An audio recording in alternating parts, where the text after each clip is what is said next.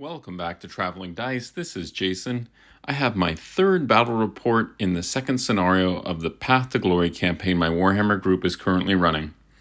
So far, it's been a tough session for me. I have 2 losses already for scenario 2, and this is going to be my final attempt at a victory here. Just as a recap, in case you missed the last 2 battles, the scenario here is a pretty unique one, and it involves an attacker-defender type scenario. The attacker is determined randomly, and the defender has to deploy his entire force first.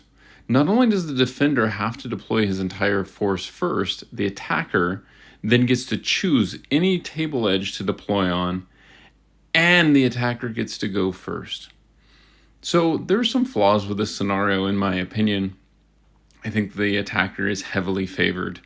And most of the time, if you have mobile troops in your warband, you have the opportunity for a round 1 charge.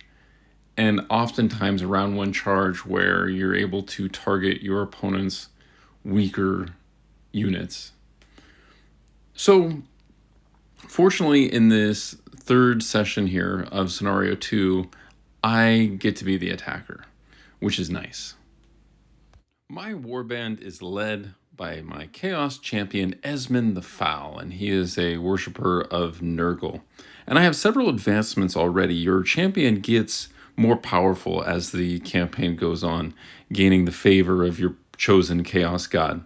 So the advancements that I have so far is I've achieved the first step towards becoming a full-fledged demon. I have the 5-up ward. I have Bestial Visage, which means I cause fear. That's from a mutation.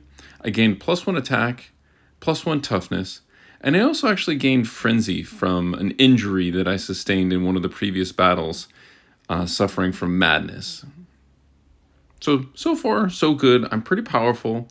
I have some equipment as well. I'm armed with a great weapon, so this is going to bring me up to strength 6 attacks, which is nice. I have a lot of attacks with a +1 attack and Frenzy. I'm mounted on a barded steed, and I'm wearing Chaos Armor. I also have a shield because there are some ranged attacks. Some of the other champions are running around with throwing axes.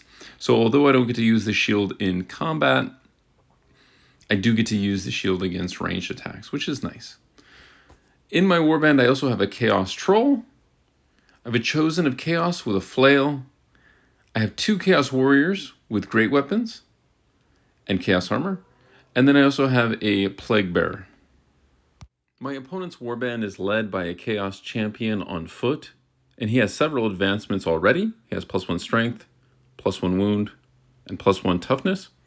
He's armed with a great weapon, so he's pretty punchy in combat.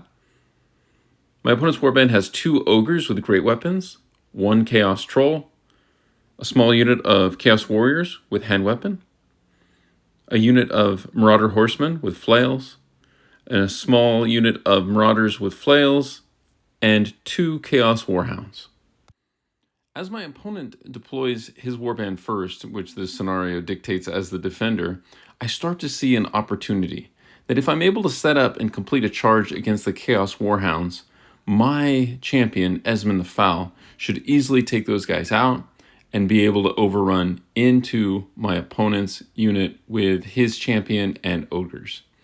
Now, that might sound like it's a bad matchup, the 2 ogres and the Chaos Champion. And it might be. However, his Chaos Champion is going to be forced to accept the challenge from my champion. So the ogres aren't going to actually get to fight.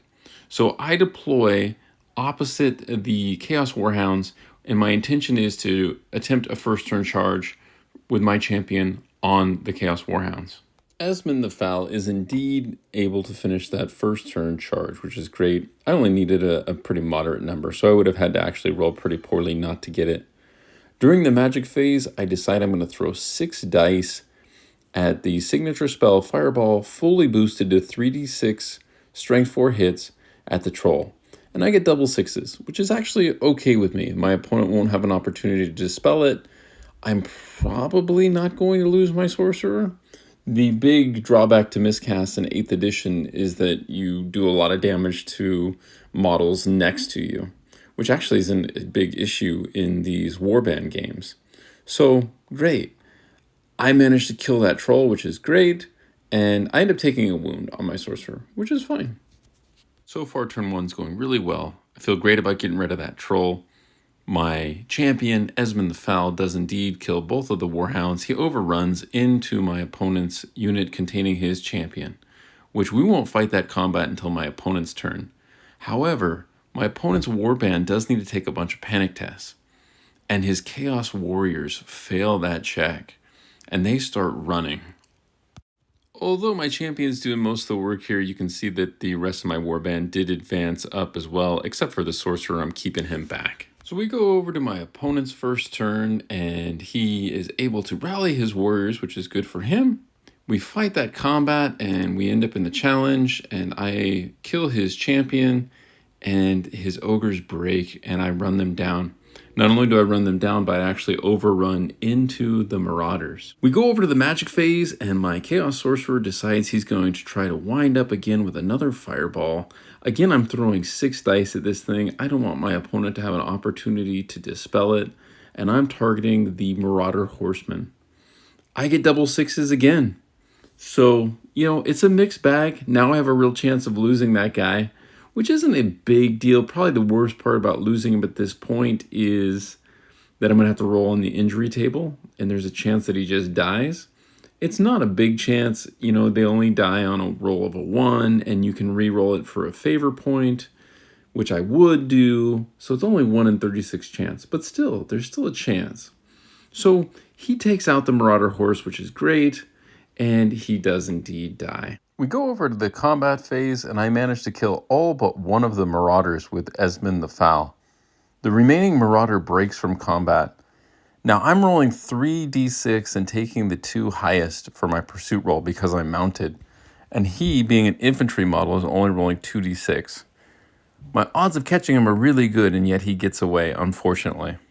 During my opponent's turn, he fails to rally his Marauder, and he continues to run towards the table edge.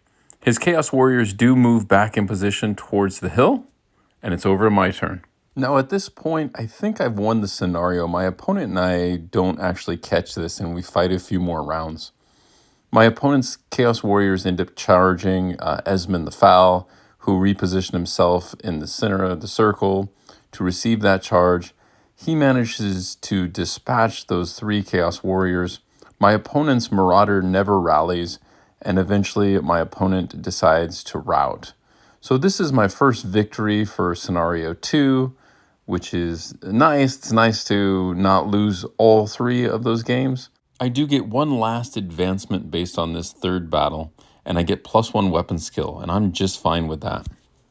Now I earned some favor points, and I did feel like my warband was lacking bodies. So I go to roll on the followers table, and I get a warrior armed with flail, and 3 warriors armed with great weapons.